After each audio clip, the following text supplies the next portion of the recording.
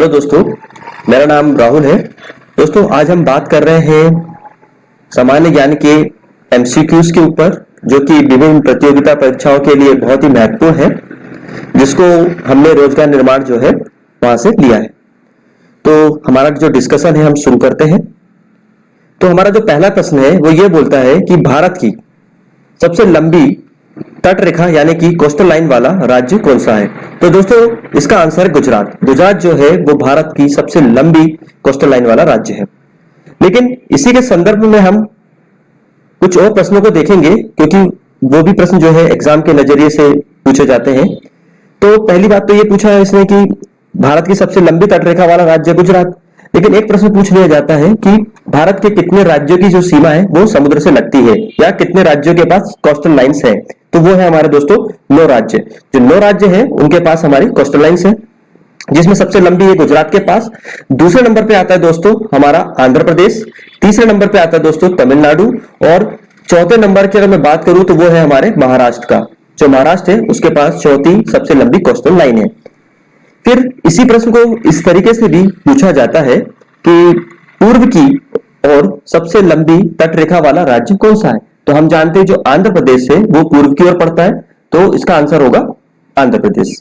ठीक है, तो इस तरीके से दोस्तों बहुत सारे प्रश्न जो है पूछे जाते हैं, तो आपको एक बेसिक समझ जरूरी है।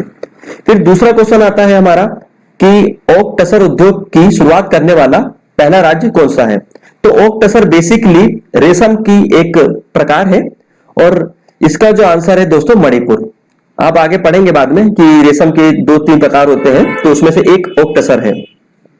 फिर तीसरे नंबर में पूछा हुआ क्वेश्चन है कि हिमालय की सबसे जो ऊंची चोटियां हैं वो हमको देखने में दुर्लभ दिखाई देती है कहां पर, यानी कि ऐसा कौन सा रीजन है जहां पर हमें हिमालय की ऊंची चोटियां नहीं दिखाई देती। तो दोस्तों इसका आंसर है हमारा पंजाब। पंजाब हिमालय जो है यहाँ पर हिमालय की ऊंची चोटियां हमको दिखाई नहीं देती है, और अधिकांश जो ऊंची चोटियां हैं वो हमें ट्रांस हिमालय जो रीजन है इस पर दिखाई देती है। फिर चौथा क्वेश्चन है सद्दाम बीच निम्नलिखित में से किस राज्य में स्थित है। तो दोस्तों ये एक बहुत ही अच्छा क्वेश्चन है। सद्दाम बीच जो है बेसिकली एक गांव का नाम है, और ये जो गांव है ये पड़ता है हमारे केरल में। इसकी एक स्टोरी है जो मैं आपको बताना चाहूंगा। आप यहाँ पे देख सकते हैं, ये रेड पॉइंट जो दिखा रहा है ये सद्दाम बीच यानी उस विलेज को दिखा रहा है। तो मैंने आपको बताया कि ये जो गांव है बेसिकली मछली पकड़ता है, और यहाँ की जो अधिकांश महिलाएं हैं दोस्तों वो खाड़ी देशों में हाउस मेड का काम करती हैं, यानी कि जो घरों में काम करने वाली जो हमारी सेविकाएं होती हैं उनका वो काम करती हैं। तो हुआ ये कि 1991 में जब खाड़ी युद्ध चल रहा था, तो यहाँ के लोग इराक जो है उसको अपना समर्थन दिखाना चाहते थे और अमेरिका के प्रति अपना विरोध दर्ज कराना चाहते थे, क्योंकि ऐसा माना जाता था कि ये जो खाड़ी युद्ध है उसमें कहीं ना कहीं अमेरिका की एक कूटनीति है। तो अमेरिका की चाल के प्रति ये एक उसका विरोध दिखाना चाहते थे, और खाड़ी देशों के प्रति और स्पेशली बात करूं तो इराक के प्रति ये अपना समर्थन दिखाना चाहते थे, क्योंकि यहाँ की जो अधिकांश महिलाएं हैं वो इन्हीं खाड़ी देशों में काम करती थी। तो वहां की जो महिलाओं ने कहा कि भाई हमें भी जहां का हम नमक खा रहे हैं तो उसके प्रति हमको वफादारी तो दिखानी ही चाहिए। तो उन्होंने एक सुझाया कि क्यों ना हम हमारे गांव का जो नाम है वो सद्दाम बीच कर दें। ठीक है, तो इसलिए नाम चेंज कर दिया गया। हालांकि इसके पहले 1991 के पहले इसका जो नाम था वो टीपू सुल्तान बीच हुआ करता था। तो आप समझ गए होंगे कि इसका नाम उन्होंने क्यों सद्दाम बीच रखा। तो और आप जानते हैं सद्दाम हुसैन जो है वो इराक के पूर्व राष्ट्रपति थे, जिनका बाद में तख्ता पलट कर दिया गया। अब जो 5वां नंबर का प्रश्न है ये भी बहुत इंपॉर्टेंट प्रश्न है, पूछा हुआ क्वेश्चन है बहुत से एग्जाम्स में। ये पूछ रहा है कि शून्य मील केंद्र निम्नलिखित में से किस शहर को कहा जाता है। तो इसका आंसर दोस्तों नागपुर। अगर इसको इंग्लिश में बोला जाता है 0 mile stone city. 0 mile stone city, तो ये दोस्तों नागपुर को कहा जाता है। अब क्यों कहा जाता है इसकी भी कहानी आप सुन लीजिए। देखिए, ये आप देख रहे हैं यहाँ पर ये जो मॉन्यूमेंट्स है, ये जो स्मारक है, ये अंग्रेजों के द्वारा 1907 में बनाई गई है। ये जो स्मारक है वो अंग्रेजों के द्वारा सन 1907 में बनाई गई थी। इसी को बोला जाता है 0 माइल स्टोन। अब एक ऐसी आम धारणा है कि ये एक आम धारणा है दोस्तों, इसका कोई प्रमाण नहीं है। कि लोग ये कहते हैं कि ये जो जगह है भारत में, जितना भी क्षेत्र अंग्रेजों के कब्जे में था उसका ये सेंटर था, उसका ये केंद्र था। ठीक है, तो ऐसी आम धारणा है, लेकिन एक्चुअली ऐसा नहीं है। अंग्रेजों ने इसका जो निर्माण है वो कराया था यहां से, मतलब इस पॉइंट को ऐसा रेफरेंस पॉइंट मानने के लिए या रेफरेंस पॉइंट लेने के लिए, ताकि इस पॉइंट से विभिन्न दिशाओं पर विभिन्न स्थानों के बीच की जो है वो दूरी को मेजर किया जा सके। जैसे जनरली होता है ना दोस्तों कि हम अगर हमारे शहर में बात करें और किसी चीज की दूरी बताना चाहते हैं तो हम जनरली जो रेफरेंस पॉइंट लेते हैं या उसी रेफरेंस पॉइंट को दोस्तों हम 0 पॉइंट बोलते हैं, तो वो होता है हमारा जनरली रेलवे स्टेशन होता है। तो हम कोई भी चीज की दूरी रेलवे स्टेशन से बताते हैं। तो उसी तरीके से उन्होंने भी इस जगह को एज अ रेफरेंस पॉइंट लिया और इसी को बोलते हैं 0 माइल स्टोन। इसी वजह से नागपुर को बोला जाता है, क्योंकि ये नागपुर में स्थित है, इसलिए नागपुर को 0 माइल स्टोन सिटी के नाम से जाना जाता है। ठीक है, अब ये इस आप चित्र में देख रहे होंगे, इसमें 4 आप देख सकते हैं, 4 घोड़े यहाँ पर आपको दिखाई दे रहे हैं, एक पिल्लर दिखाई दे रहा है ना। तो ये जो पिल्लर है दोस्तों, इस पिल्लर की ऊंचाई जो है वो है 6.5 मीटर, और इसकी जो इसका जो शेप है अगर आप ऊपर से देखेंगे तो दोस्तों ये हेक्सागोनल है। ठीक है, तो हेक्सागोनल शेप है, आप जानते हैं हेक्सागोनल में आप इस तरीके से समझ सकते हैं, इसमें 6 फेस होंगे, है ना। और इसका जो व्यास है तो व्यास है 7.9 मीटर। ठीक है, अब इसके जो 6 फेस है उन पर विभिन्न डायरेक्शन, मतलब जो फेस है और वो जिस डायरेक्शन पे पड़ता है वहां पर जो भी स्थान होगा उसकी दूरी दिखाई गई है। जैसे कि छिंदवाड़ा की आप दूरी यहाँ पर दी गई है ना, बैतूल की दूरी दी गई है, हैदराबाद की दूरी दी गई है। ठीक है, और वो भी माइल्स में दी गई है, that's why it is called 0 miles stone. ठीक है, और दूसरी बात, ये महाराष्ट्र सरकार का एक टूरिज्म का प्रमुख केंद्र भी है। तो कभी आप नागपुर जाए तो इसको जरूर घूमिएगा। चलिए अब हम बात करते हैं हमारे नेक्स्ट क्वेश्चन की। ये पूछ रहा है 6th क्वेश्चन जो है, K2 पीक निम्नलिखित में से कहां स्थित है। तो देखिए जो K2 पीक है बेसिकली वो कहां स्थित है, हमारी काराकोरम रेंज में। ठीक है, 6वां, वैसे ये जो काराकोरम रेंज जो है दोस्तों वो ट्रांस हिमालय का ही भाग है। ठीक है, लेकिन अब आंसर ये स्पेसिफिकली आंसर देना है तो फिर हम लगाएंगे काराकोरम रेंज। अगर काराकोरम रेंज नहीं होता तो हम सीधे लगा देते ट्रांस हिमालय। ठीक है, फिर 7वें नंबर की बात करते हैं। 7वां ये बोलता है अंतःस्थलीय अपवन नदी का उदाहरण निम्नलिखित में से कौन सी नदी है। तो अंतःस्थलीय अपवन नदी का उदाहरण है दोस्तों घग्गर रिवर। ये है घग्गर रिवर। देखिए अंतःस्थलीय अपवन नदी से मतलब होता है कि ऐसी नदी जो समुद्र है उसमें जाकर नहीं मिलती है। और आप जानते हैं कि नर्मदा जो है वो समुद्र में मिलती है, और ये नर्मदा नदी एस्चुरी का निर्माण करती है, यानी कि डेल्टा नहीं बनाती, सीधा जाकर समुद्र में मिल जाती है। गंगा नदी तो आप जानते हैं ये भी समुद्र में मिलती है, लेकिन ये डेल्टा का निर्माण करती है। फिर ये रही माही रिवर, तो माही रिवर भी समुद्र में जाकर मिलती है।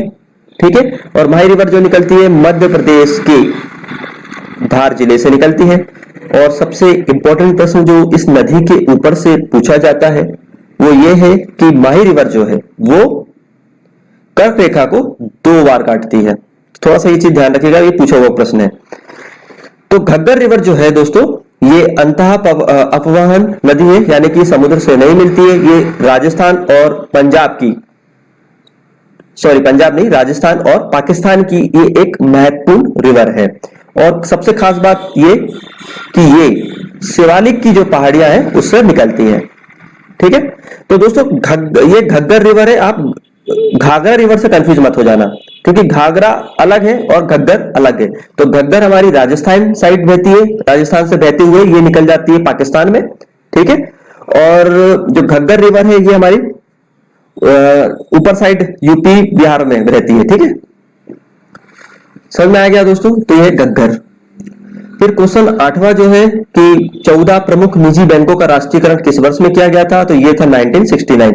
ये था इंदिरा गांधी जी का समय। इंदिरा गांधी जी ने जो बैंक थे 14 उनका राष्ट्रीयकरण कर दिया गया था, तो ध्यान रखिएगा।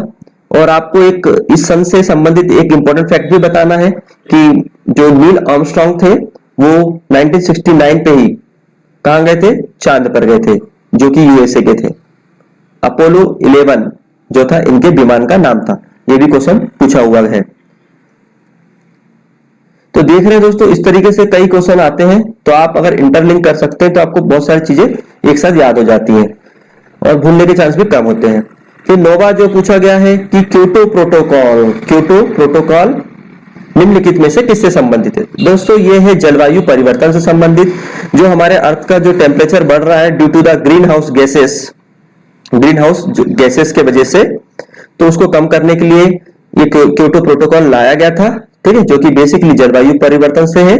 और इसी के संबंधित एक प्रश्न और आता है, क्योटो है कहाँ? तो क्योटो है दोस्तों हमारा जापान का एक शहर है क्योटो। ठीक है, और एक और प्रश्न पूछते हैं इसी से रिलेटेड है, मॉन्ट्रियल प्रोटोकॉल।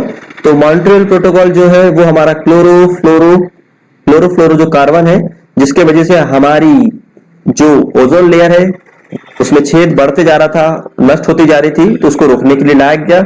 और मॉन्ट्रियल जो है वो पड़ता है हमारे कनाडा में, कनाडा का एक शहर है। फिर 10वें नंबर का जो प्रश्न है दोस्तों वो पूछ रहा है, मध्य प्रदेश में मलाज खंड निम्नलिखित में से किसके लिए प्रसिद्ध है। तो पहले तो आपको ये याद रखना है कि मलाज खंड जो है वो मध्य प्रदेश में स्थित है और ये फेमस है दोस्तों तांबे के लिए। ठीक है, तांबा। और ये बालाघाट जो डिस्ट्रिक्ट है मध्य प्रदेश के, जो बालाघाट है उस जिले में पड़ती है। ठीक है, तो ध्यान रखिएगा। और एक चीज और ध्यान रखिएगा, बालाघाट जो जिला है मध्य प्रदेश का सबसे अधिक वर्षा वाला जिला भी है। तो ये भी प्रश्न जो है हमारे पूछे हुए हैं।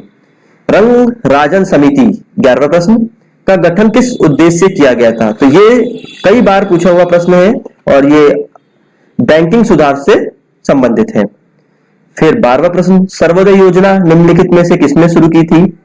तो सर्वोदय योजना जो है दोस्तों वो शुरू की गई थी हमारे जयप्रकाश नारायण जी के द्वारा।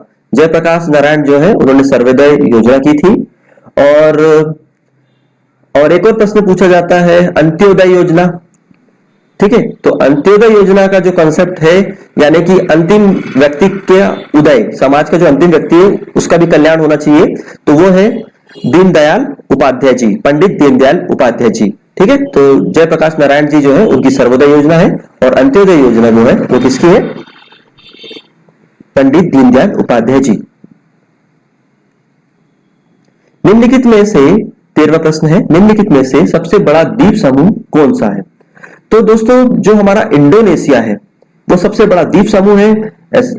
मोर देन 17,000 यानी कि मोर देन 17,000 आइलैंड से मिलकर इंडोनेशिया बना हुआ है, तो इसलिए सबसे बड़ा द्वीप समूह है। और सबसे खास बात यह है कि इंडोनेशिया से होकर हमारी इक्वेटर जो है, जो भूमध्य रेखा है वो गुजरती है। फिर 14वां प्रश्न ये बोलता है, नंदा देवी चोटी निम्नलिखित में से कहां स्थित है। देखिए नंदा देवी चोटी ये उत्तराखंड की सबसे ऊंची चोटी है, तो आपको ध्यान रखना है। फिर 15वां प्रश्न ये बोलता है, ब्याज सब्सिडी आदि निम्नलिखित में से किस प्रकार के व्यय हैं। तो दोस्तों ये जो व्यय है, ये जो खर्चे हैं, ये गैर योजनागत व्यय है। ठीक है, गैर योजनागत व्यय जो है ये है, ये इकोनॉमिक्स का प्रश्न है, तो थोड़ा ध्यान रखिएगा। 16वां प्रश्न की बात करते हैं। 16वां प्रश्न ये बोलता है, प्रथम बार वैज्ञानिक रूप से राष्ट्रीय आय का अनुमान निम्नलिखित में से किसने लगाया था। तो दोस्तों इसका सीधा आंसर है VR अंबेडकर। अंबेडकर जी ने सबसे पहली बार वैज्ञानिक रूप से राष्ट्रीय आय का निर्माण किया था। तो यहां पर जो मेन चीज है वो है वैज्ञानिक रूप से, ठीक है, साइंटिफिक तरीके से। बाकी अगर दूसरे शब्दों में देखा जाए, जो प्रश्न कई बार पूछा है कि प्रथम बार राष्ट्रीय आय का अनुमान किसने लगाया था, तो वो थे हमारे दादा भाई नेरोजी। दादा भाई नेरोजी जो है इन्होंने पहली बार राष्ट्रीय आय का अनुमान लगाया था, लेकिन वैज्ञानिक रूप से लगाने वाले व्यक्ति थे VR अंबेडकर। फिर एक क्वेश्चन और थोड़ा सा आपको ध्यान रखना है, दादा भाई नेरोजी को बोला जाता है grand old man of India. ठीक है, grand old man of India इन्हीं को कहा जाता है। और एक और चीज, ये पारसी थे। ठीक है, ये थे पारसी, और वैसे भी भारत के विकास में पारसियों का बहुत ज्यादा रोल रहा है। फिर 17 नंबर की जो प्रश्न है वो पूछता है, सिंधु की सहायक नदी निम्नलिखित में से कौन सी है जिसका उद्गम जो है मानसरोवर से है। तो मानसरोवर जो झील है उससे उद्गम होता है हमारी सतलुज रिवर का। ठीक है, ध्यान रखिएगा, सतलुज रिवर जो है वो मानसरोवर झील से निकलती है। कई बुक्स इसको मानसरोवर झील ना बोल के इसके पास में एक झील है उससे बोलती है, लेकिन हमको इतना डीप में नहीं जाना है। तो आप याद रखिए कि मानसरोवर झील से जो निकलती है वो है हमारी सतलुज रिवर।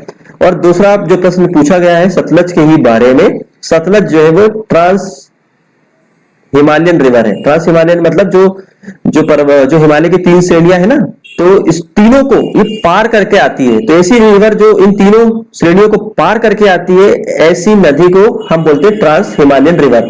ठीक है, तो ये जो सतलज रिवर जो है वो ट्रांस हिमालयन रिवर है इनमें से। ठीक है, फिर 18वां प्रश्न जो है, निम्नलिखित में से किसको अरब सागर की रानी के रूप में जाना जाता है? तो ये कहा जाता है दोस्तों कोच्चि को। कोच्चि जो बंदरगाह है उसे अरब सागर की रानी कहा जाता है।